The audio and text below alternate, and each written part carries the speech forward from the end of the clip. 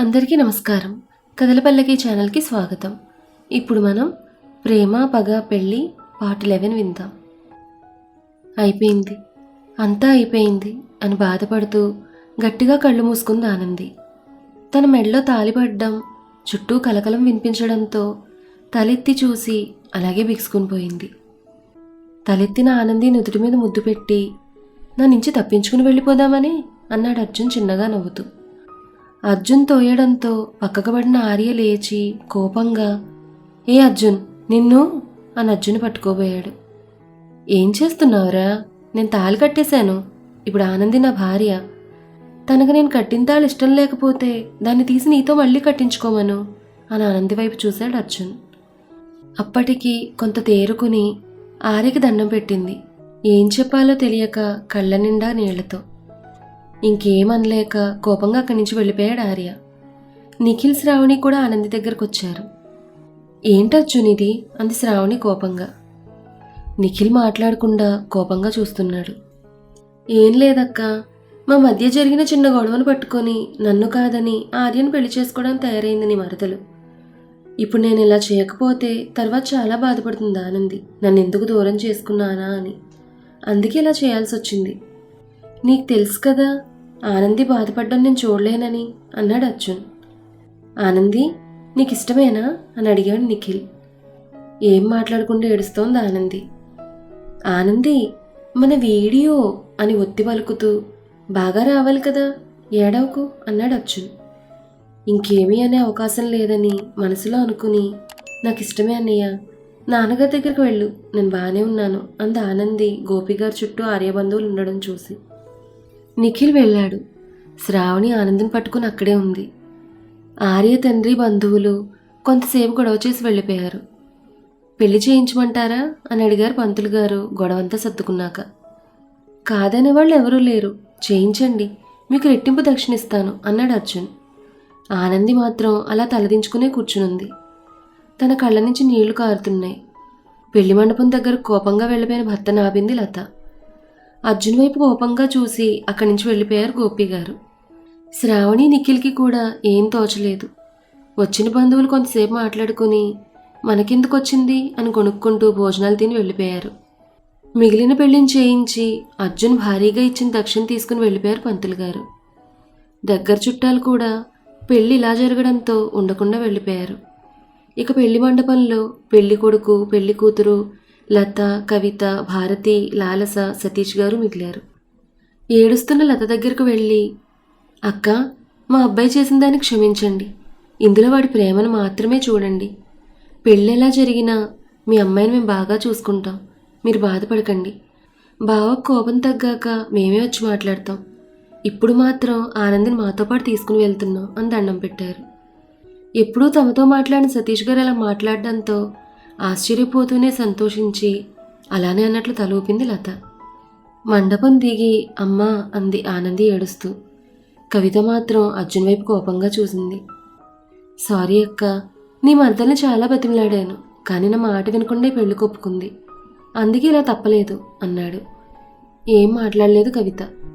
భారతి నిన్ను అలాగే చూసుకుంటుంది, ఏడవ కానంది అంది లత ఆనంది కన్నీళ్లు తుడుస్తూ. నిఖిల్ మాత్రం ఆనంది దగ్గరకు వచ్చి తల మీద చేయి వేసి, నేనున్నా నీకే అవసరం వచ్చినా అన్నాడు. అలాగే అన్నట్లు తలూపింది ఆనంది. నువ్వు మంచివాడు అనుకున్నాను అర్జున్, కానీ అని ఆగిపోయాడు అర్జున్ వైపు చూస్తూ. తప్పలేదు బావా అన్నాడు అర్జున్. ఆనందిని తీసుకుని వాళ్ళ ఇంటికి తీసుకుని వెళ్ళిపోయారు భారతీ సతీష్లు. లాలసకు మాత్రం చాలా కోపంగా ఉంది అర్జున్ మీద. తనకు ఆనంది అన్నా వాళ్ళ కుటుంబం అన్నా చాలా చిరాకు, వాళ్ళు లేనివాళ్ళని. అన్నయ్యకి ఆనందికి మాటలు తగ్గిపోయినప్పుడు చాలా సంతోషంగా అనిపించింది. ఇప్పుడు ఆర్యతో పెళ్లి జరుగుతుందని చాలా హ్యాపీగా ఫీల్ అయింది. కానీ మళ్ళీ ఇలా పెళ్లి జరుగుతుందని అనుకోలేదు. భారతి గుమ్మం దగ్గర అందరినీ ఉండమని లోపలికి వెళ్ళి హారతి పళ్ళని తెచ్చి, ముందు పేర్లు చెప్పి లోపలికి రండి అంది. మా అమ్మకి ఎంతో ఇష్టమైన మేనకోడలైన ఆనందిని పెళ్లి చేసుకుని నా భార్యగా తీసుకొచ్చాను అన్నాడు అర్జున్ వెంటనే. ఆ మాటకు ఆశ్చర్యపోతూ వెంటనే అర్జున్ వైపు చూసింది ఆనంది. తర్వాత ఆనందిని చెప్పమని అడిగారు. కానీ ఆనంది ఎంతసేపటికి చెప్పకపోవడంతో లాలస్ చిరాగ్గా లోపలికి వెళ్ళిపోయింది. కొంతసేపు తర్వాత, ఇంకా నిలబడ్డం నా వల్ల కాదు అని లోపలికి వెళ్ళబోయాడు అర్జున్. నువ్వు ఆగరా ఆనంది, నువ్వు చెప్పమ్మా అన్నారు సతీష్ గారు. ఆయన అడగడంతో ఇంక బాగోదని నేను నా భర్త అర్జున్ వచ్చాం అంది ఆనంది నెమ్మదిగా. డైరెక్ట్గా లోపలికి తీసుకుని వెళ్ళి అర్జున్ రూమ్లోకి తీసుకుని వెళ్ళడంతో అత్తయ్య అంది ఆనంది. వాడు గెస్ట్ రూమ్లోకి వెళ్ళాడు ఆనంది. నువ్వు దూరం అయిపోతావనే వాడు తాళి కట్టాడు, అంతేకాని నీ ఇష్టం లేకుండా ఇంట్లో ఏం జరగదు. ధైర్యంగా ఉండు, హాయిగా పడుకో, నీకేం కావాలన్నా నన్ను పిలు అని వెళ్ళిపోయింది భారతి. జరగాల్సినవన్నీ నా అనుమతి లేకుండా ఎప్పుడో చేసేశాడు, ఇంకేం మిగిలింది అని అనుకుని అలా బెడ్కి జారబడి కూర్చుంది. ఈ ఇంటికి కోడలుగా రావాలని ఎంతో కోరుకున్నాను, కానీ ఇలా వస్తానని మాత్రం అనుకోలేదు. అలాగే ఆలోచిస్తూ నిద్రపోయింది బాగా అలసిపోవడంతో. ఉదయం 4 గంటలకు మెలకు వచ్చేసరికి రూమ్లో ఏదో వెతుకుతున్నాడు అర్జున్. వెంటనే లేచి కూర్చుంది. తన సామాన్లు కూడా అక్కడే ఉండడంతో ఏం వెతుకుతున్నాడో తెలియక చూస్తోంది ఆనంది. ఏంటప్పుడే లేచావు? నువ్వు హాయిగా పడుకుంటావనే కదా మన బెడ్ ఇచ్చాను నీకు, అయినా కూడా కూర్చుని నిద్రపోయావు. బెడ్ అలవాటయ్యేది కదా పడుకుంటే. అయినా ఇప్పుడు పడుకో, రాత్రికి ఎలాగో నిద్ర ఉండదు నీకు. నిన్ను తలుచుకుంటూ ఉండడం వలన నాకు కూడా నిద్ర పట్టలేదు.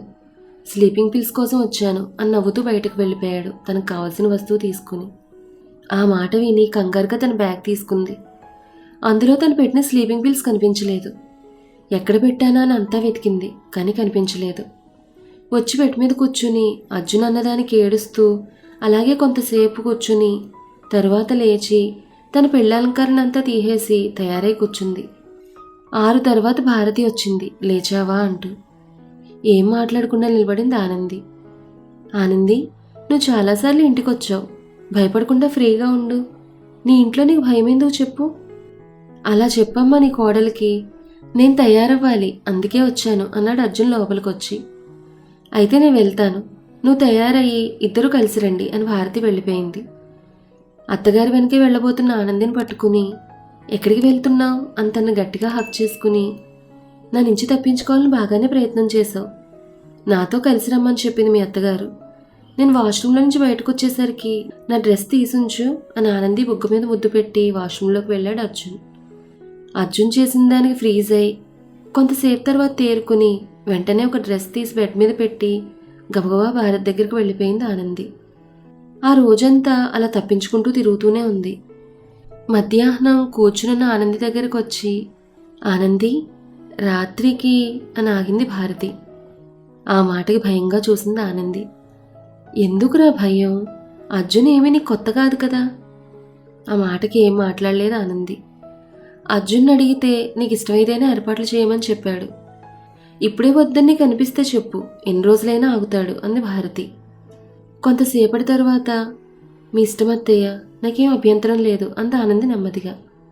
నా బంగారు తల్లి, ఇష్టం లేకుండా పెళ్లి చేసుకున్నాడు, నువ్వేమనుకుంటావు అని చాలా భయపడ్డాను. ఈ విషయం గురించి అడిగినప్పుడు తను ఇబ్బంది పెట్టకమ్మా, తను మనస్ఫూర్తిగా ఒప్పుకుంటేనే అన్నీ అని అన్నాడు బాధపడుతూ. నువ్వేమంటావో అని భయపడుతూనే అడిగాను. వాడిని వాడి ప్రేమని అర్థం చేసుకోవానంది.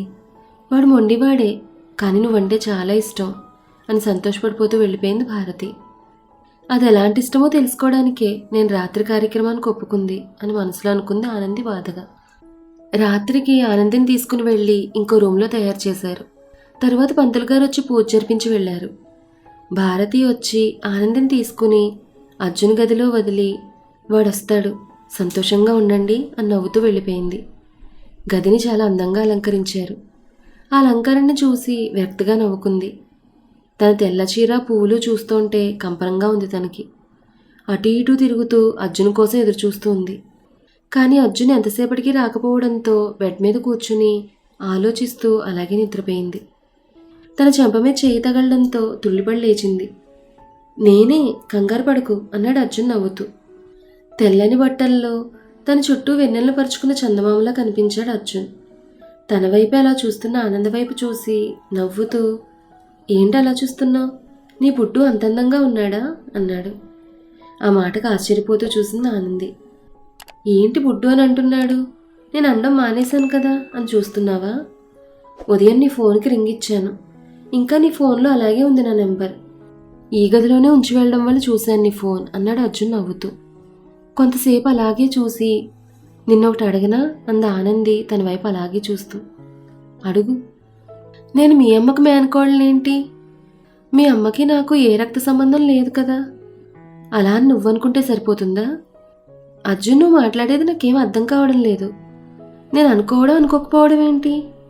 అదంతే, నీకు తెలిసిందే అది.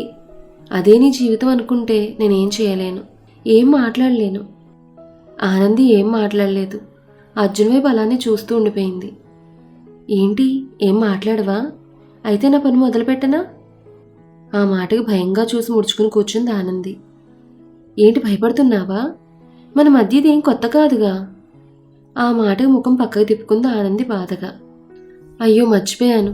ఆ విషయం నాకు కొత్త కాదు, కానీ పాపం ఆ రోజు మన మధ్య జరిగింది నీకు తెలియదు కదా. అయితే నీకు తెలియడానికైనా సరే ఈరోజు మన మధ్య.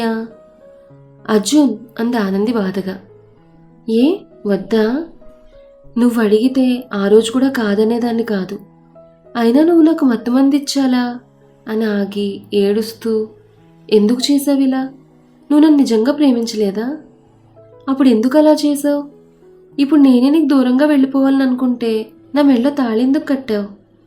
నా మీద ప్రేమ లేదు, నా శరీరం మీదనే నీ కోరిక అనుకున్నాను. కానీ ఇప్పుడు ఎందుకు చేసుకున్నావు పెళ్ళి? మన పరిచయమైన ఇన్ని సంవత్సరాల్లో నిన్ను బాధ పెట్టి నువ్వు నన్ను నాశనం చేయాలని కక్ష కట్టేలాగా నేనేం చేశాను నిన్ను? అంది ఆనంది ఏడుస్తూ. ఆ మాటకి వెంటనే బెడ్ మీద నుంచి లేచి వెళ్ళబోయాడు అర్జున్. అర్జున్ చేయి పట్టుకుని ఆపింది. నువ్వు నాతో అలా ప్రవర్తించినందుకు బాధపడలేదు అర్జున్. నువ్వెందుకు నన్ను బాధ పెట్టాలని చూస్తున్నావో తెలియక బాధపడుతున్నాను. ఆ మాటకు కూడా అర్జున్ ఏం మాట్లాడలేదు. ఏదో ఒకటి చెప్పు పుట్టు, నా వల్ల జరిగిన తప్పేంటి? నాకెందుకు అంత శిక్ష వేశావు? ఇప్పుడు నా వలన మా వాళ్ల పరువు పోయింది అంది ఆనంది ఏడుస్తూ. అదే నాకు కావాల్సింది అని ఆనంది చేతిని విదిల్చి వెళ్ళిపోయాడు బాల్కనీలోకి. ఏంటి, మా వాళ్ల పరువు పోవడం నీకు కావాలా? ఎందుకు? నేను నిన్ను పెళ్లి చేసుకోనన్నానని తెగ బాధపడిపోయారు ఇన్ని రోజులు.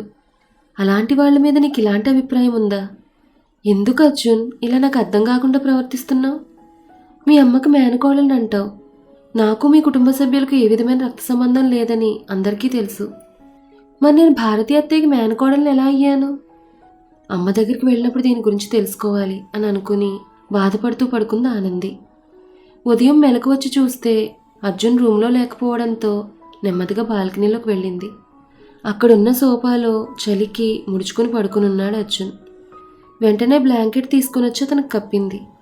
చలి తగ్గడంతో అతని ముఖం ప్రశాంతంగా కనిపిస్తోంది. ఎందుకు చేశానంటే చెప్పవు, కానీ నేను ఇప్పటికీ బ్రతుకుండడానికి కారణం మాత్రం నువ్వే. ఏదో రోజు నీ మీద కోపంతో ఆర్యన్ పెళ్లి చేసుకుంటానని చెప్పాను, కానీ ఆ ఊహనే భరించలేకపోయాను.